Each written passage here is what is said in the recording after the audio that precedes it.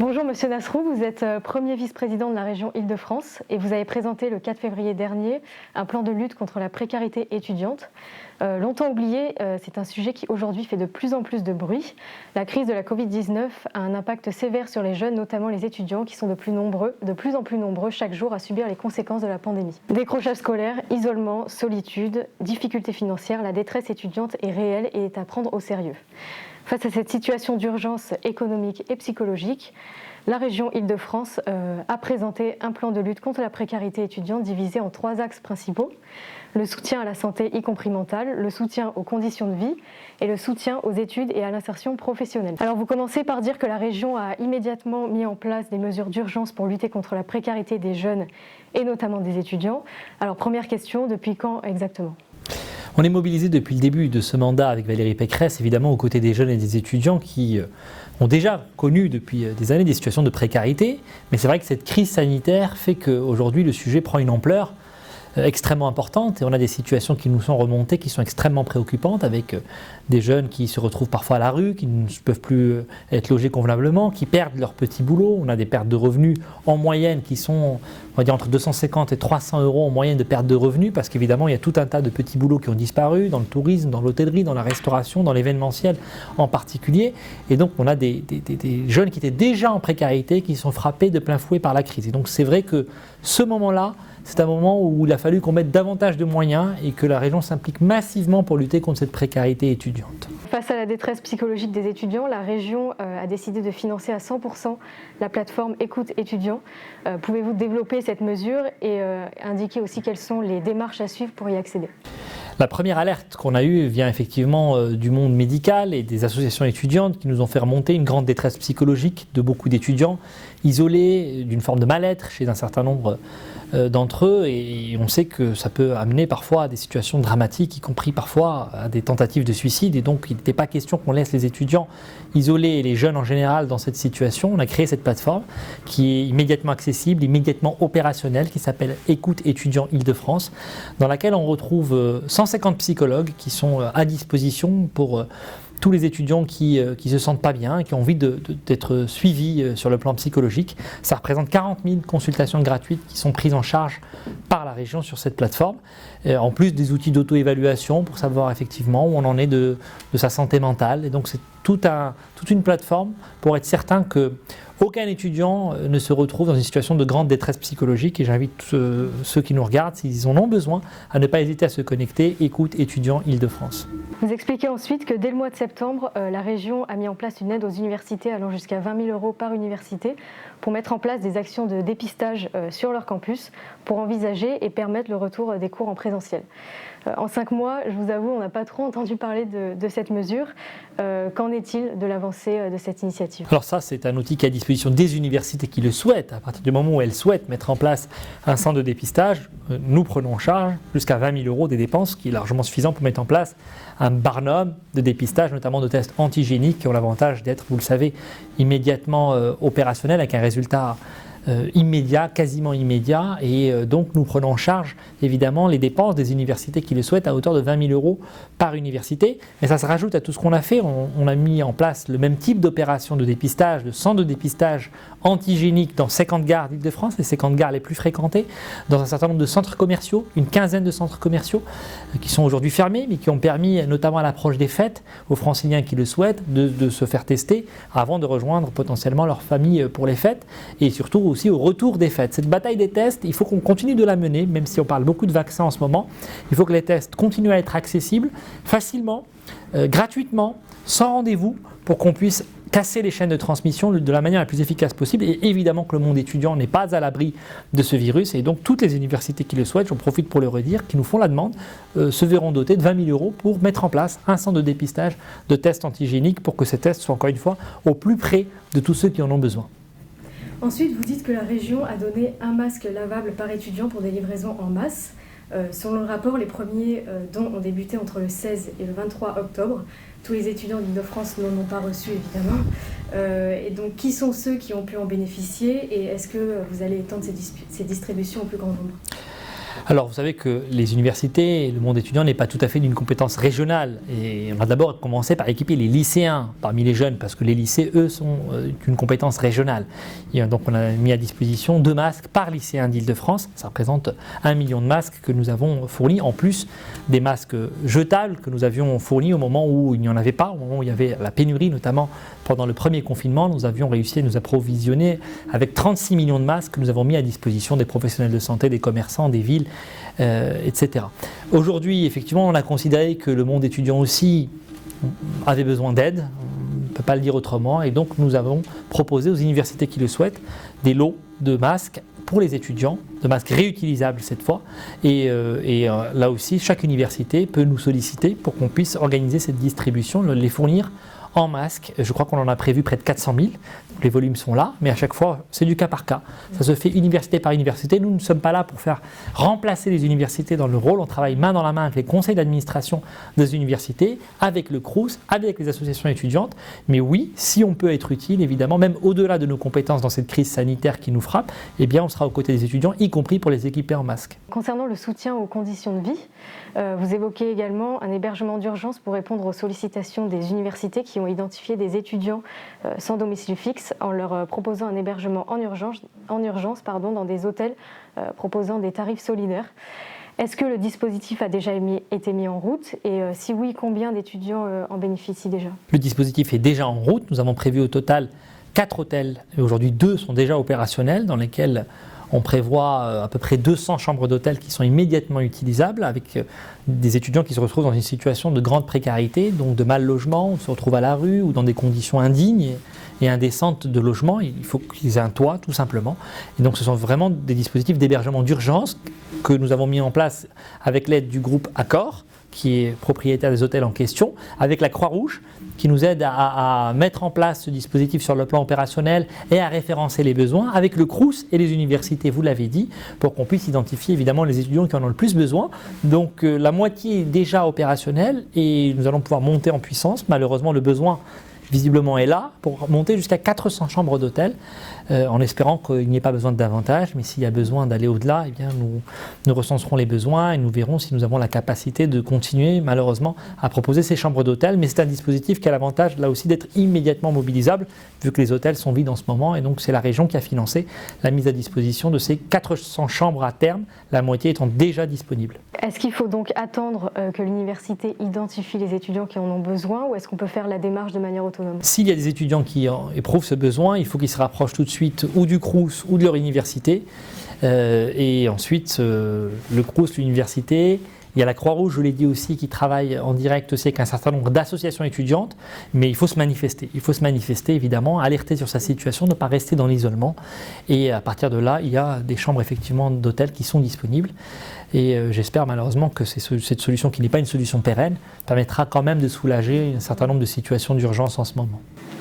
Ensuite, vous proposez un versement anticipé des APL pour les jeunes en situation de précarité.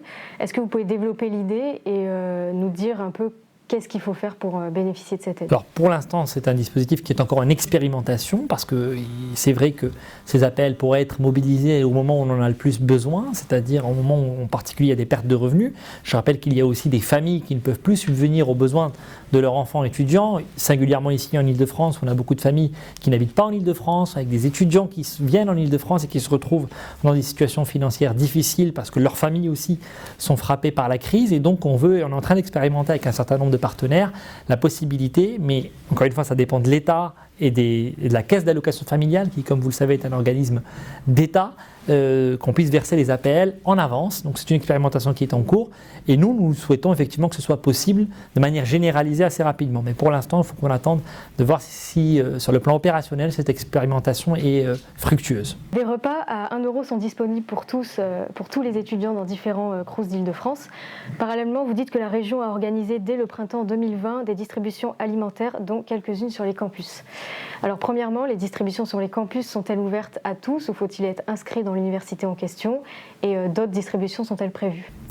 Alors les choses là aussi sont extrêmement simples. À chaque fois qu'une université souhaite organiser une distribution de colis alimentaires en Île-de-France, nous la prenons en charge financièrement grâce à notre partenaire, une association qui s'appelle Linky, qui fait un travail remarquable. Et donc c'est à chaque université de nous le dire. Il y a un certain nombre qui se sont manifestés et elles ont organisé les choses et nous prenons en charge le coût de cette distribution alimentaire entièrement. C'est ce qui est important de préciser.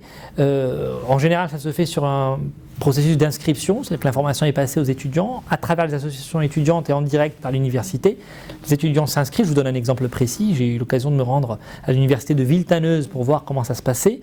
Et d'ailleurs, à ma grande surprise, sur un créneau de seulement 2 heures, on avait près de 300 étudiants, c'est dire le besoin, qui se sont inscrits à cette distribution de colis alimentaires. Et si l'université de Villetaneuse souhaite en refaire une opération parce que les besoins sont là, eh bien là aussi nous financerons à nouveau. D'autres universités ne nous ont pas encore sollicité. On se rapproche d'un certain nombre d'entre elles en ce moment parce que visiblement le besoin est partout.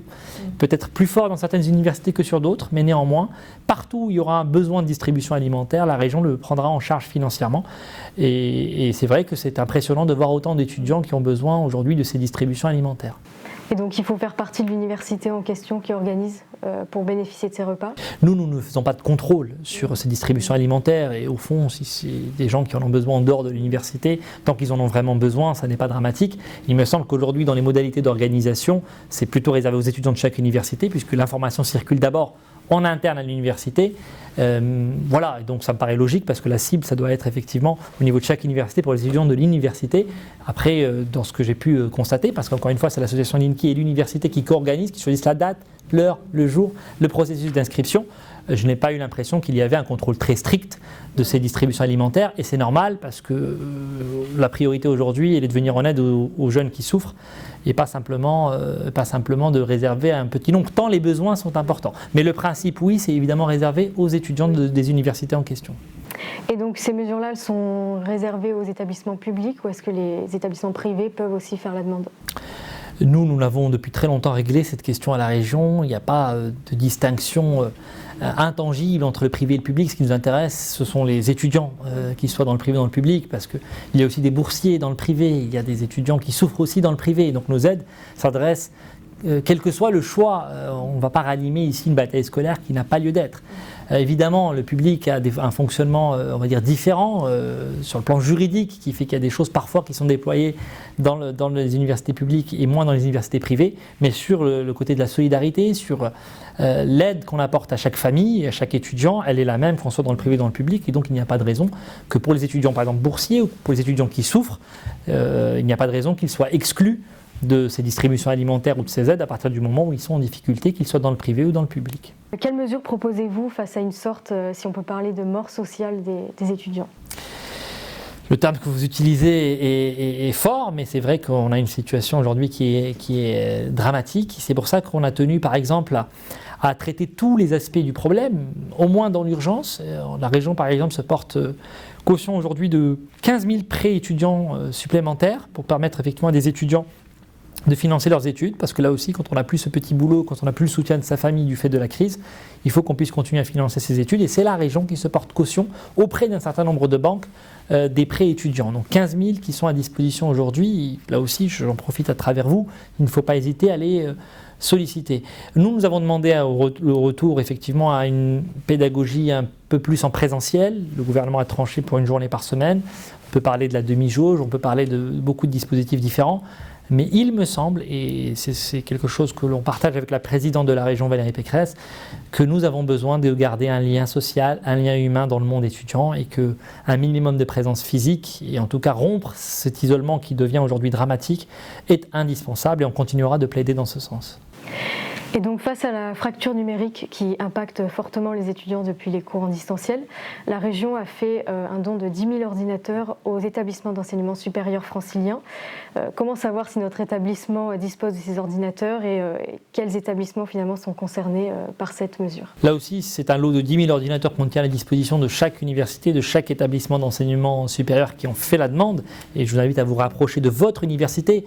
Nous ne voulons pas nous interférer dans le fonctionnement de chaque université ou venir nous substituer aux équipes qui travaillent au sein de l'université aux côtés des étudiants. Il y a un lot de 10 000 ordinateurs, mais je vous précise surtout qu'il y a aussi 60 000 chèques numériques qui sont à disposition d'un montant unitaire de 100 €, mais qui viennent compléter souvent le budget nécessaire à l'achat d'un matériel informatique ou numérique.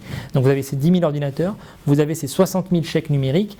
On a aussi équipé tous les lycéens de matériel numérique, mais les lycées sont une compétence de la région. C'est pour ça qu'on a fourni 410 000 ordinateurs et tablettes à tous les lycéens pour que toutes les familles soient dans les mêmes conditions d'apprentissage. Et ça a été très utile pendant la crise. Ce lot de 10 000 ordinateurs, il est à la disposition des universités, surtout pour des étudiants qui n'ont pas les moyens aujourd'hui de s'équiper, alors que les cours en distanciel font que ça devient complètement indispensable. Et donc je vous invite à vous rapprocher de votre université et puis à nous dire aussi là où il y a encore des difficultés. On est très preneurs des retours, y compris à travers les associations étudiantes. Et donc vous le savez aussi sûrement, le décrochage scolaire est plus que réel. Le dispositif donc d'aide aux étudiants qui subissent ce décrochage est-il réellement efficace quand on sait que la plupart des étudiants concernés ne se manifestent pas forcément ? La lutte contre le décrochage scolaire, c'est un enjeu très important. Encore une fois, ça commence là aussi dès le lycée. Et vous savez qu'on a fini par enfin avoir de l'Éducation nationale le fichier des décrocheurs scolaires pour que la région puisse ensuite contacter et chaque décrocheur à lui proposer une solution. Et notre objectif aujourd'hui, c'est de rattraper au moins un décrocheur sur deux. Dans le monde étudiant, c'est un peu différent, c'est pas tout à fait le même fonctionnement, avec des étudiants qui sont plus autonomes et qui sont plus dans la communauté scolaire au sens strict, parce qu'ils sont sous l'autorité parentale, ce qui n'est pas le cas des étudiants aujourd'hui, contrairement aux lycéens. Donc le fonctionnement qu'on a est différent. Cette solution numérique participe de la solution pour lutter contre le décrochage scolaire, mais ce qu'on essaie de faire plus généralement, et vous l'avez compris, c'est de soutenir des initiatives qui vont dans ce but-là. C'est pour ça que la question du présentiel est pour moi une question qui est indépassable. La question du sport aussi, dans le monde étudiant, dans l'université, peut se poser. Et moi, je fais partie, mais là je m'exprime à titre personnel, de ceux qui souhaitent qu'il y ait la reprise d'une activité sportive, parce que ça permet de remettre des étudiants dans le bain. Un dernier point peut-être, c'est qu'on a aussi aujourd'hui beaucoup d'étudiants en alternance ou en apprentissage qui se retrouvent sans employeur. Et c'est une forme de décrochage aussi, parce que du fait de ne pas avoir d'employeur, ils ne peuvent pas aller au bout de leur cursus, de suivre leur cursus dans des conditions normales. Et donc ce qu'on leur propose désormais, c'est de les basculer dans la formation professionnelle. Ils sont ainsi rémunérés et ils peuvent suivre une formation qui est malgré tout qualifiante, même en l'absence d'un employeur. Et donc ça, je le redis ici, on essaie de rattraper évidemment tous les alternants et tous les apprentis qui sont sans employeur aujourd'hui, qui sont sur le carreau. On ne veut laisser personne sur le bord de la route pour leur proposer des places de formation professionnelle qualifiante. Et justement, dans cette idée-là, dans un contexte où quasiment aucun cours n'a été dispensé en présentiel, émergent pas mal de doutes sur la valeur d'un diplôme. Donc, que comptez-vous faire pour aider ces étudiants-là qui doivent s'orienter prochainement ou les jeunes diplômés qui doivent bientôt entrer dans le monde du travail ? Alors, je sais que c'est une angoisse des étudiants en ce moment, parce qu'évidemment, on se demande quelle va être la valeur du diplôme et quelle va être l'employabilité ensuite. Alors il y a une chose qu'il faut garder en tête, c'est que cette crise est mondiale et que ce qu'on connaît évidemment dans notre pays, on le connaît dans d'autres pays aussi. Et donc il n'y a pas de raison que les étudiants qui nous regardent, qui suivent un cursus, sentent que leur diplôme va être dévalorisé. C'est un problème, j'ai envie de dire, de génération malheureusement. Tout le monde est dans les mêmes difficultés et donc il n'y a pas de raison qu'il y ait une dévalorisation soudaine des diplômes dans des cursus qui jusque-là évidemment fonctionnaient bien. Donc là-dessus, je pense qu'il faut qu'on rassure aussi les étudiants, même si c'est vrai que dans l'immédiat, le marché du travail est ce qu'il est. Donc ce n'est pas la valeur du diplôme qui va être le sujet, ça va être le marché de l'emploi, avec 700 000 jeunes qui arrivent sur le marché de l'emploi tous les ans, un marché du travail qui est relativement à l'arrêt aujourd'hui, c'est vrai que c'est une difficulté.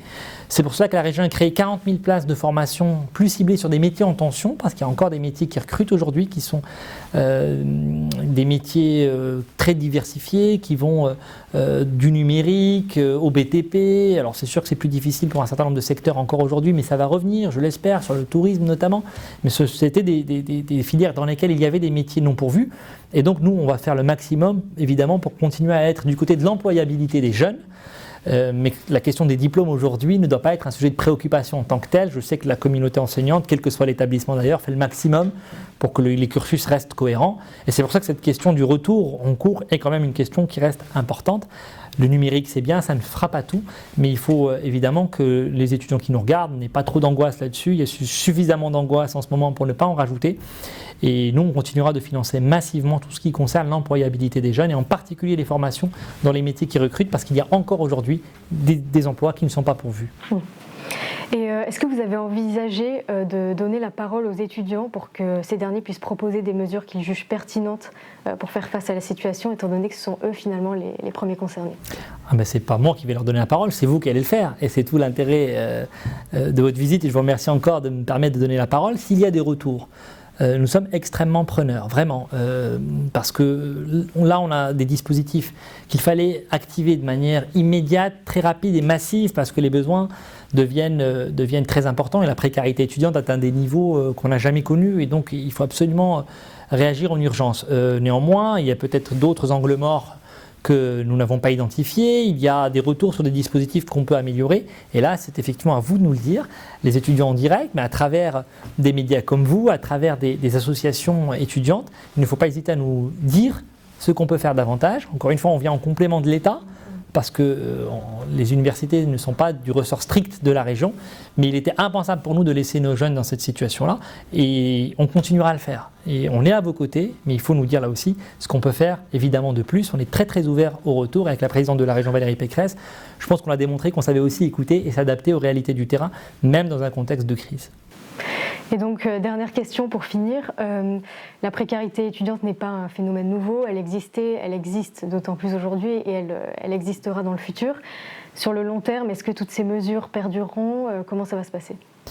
J'espère que nous n'aurons plus besoin d'un certain nombre de ces mesures, même si j'ai bien conscience que la précarité étudiante, il y en avait déjà avant et il y en aura toujours après. Mais c'est vrai que l'intensité de cette crise fait que ces mesures sont particulièrement ciblées à la situation actuelle. Si ces difficultés perdurent, évidemment que ces mesures pourront s'installer dans le temps. Ça, c'est très clair. Mais le vrai sujet, évidemment, qu'il faut qu'on garde en tête, ça reste le défi majeur de l'employabilité des jeunes. Et moi, je ne fais pas partie de ceux qui plaident pour un RSA jeune, etc. Je pense que la question, c'est celle de l'emploi, que le chômage des jeunes a explosé sur un lent mouvement depuis 20 ans maintenant. Vous avez vu que la région, je l'ai dit, notamment sur la formation professionnelle, et vous savez, sur des dispositifs même très simples, on a un dispositif qui s'appelle les 100 000 stages. Chaque fois qu'on donne une subvention régionale, on insiste pour que l'employeur, le bénéficiaire de la subvention, l'association, la collectivité, quelle que soit la structure qui bénéficie de la subvention, crée une place ou de stage ou d'apprentissage ou d'alternance, parce qu'on a besoin de créer ces opportunités professionnelles pour muscler les cursus des jeunes, pour qu'ils soient effectivement plus facilement employables ensuite dans le monde de l'entreprise. Donc on a vraiment mobilisé sur ce sujet depuis le début de notre mandat, et je crois que le défi des années à venir, il est surtout là-dessus, sur la question de l'emploi des jeunes. Ok, très bien. Merci beaucoup en tout cas. Est-ce que vous avez quelque chose à ajouter, un message à faire passer peut-être ? Il ne faut pas perdre espoir, je sais que les moments sont difficiles, j'ai presque envie de dire on est tous passés par là, dans des moments évidemment qui ont changé dans les circonstances qu'on connaît. Cette crise est inédite, je ne peux pas dire, même si ça fait 10 ans que j'ai arrêté mes études, maintenant que je les ai finies, je n'ai pas connu une crise comme celle-là, mais on se posait aussi déjà beaucoup de questions sur l'avenir, et il ne faut pas se laisser gagner par l'angoisse du moment, et on est à vos côtés. Il ne faut pas hésiter là aussi à venir nous dire ce qui fonctionne et ce qui ne fonctionne pas, et ce qu'on peut faire davantage, et notamment sur la question de l'emploi, parce qu'il n'est pas question qu'on laisse nos jeunes dans la situation dans laquelle ils sont aujourd'hui. Très bien, merci en tout cas de nous avoir accueillis, ça nous a fait plaisir, on va relayer toutes ces infos et merci. Merci beaucoup, merci à vous.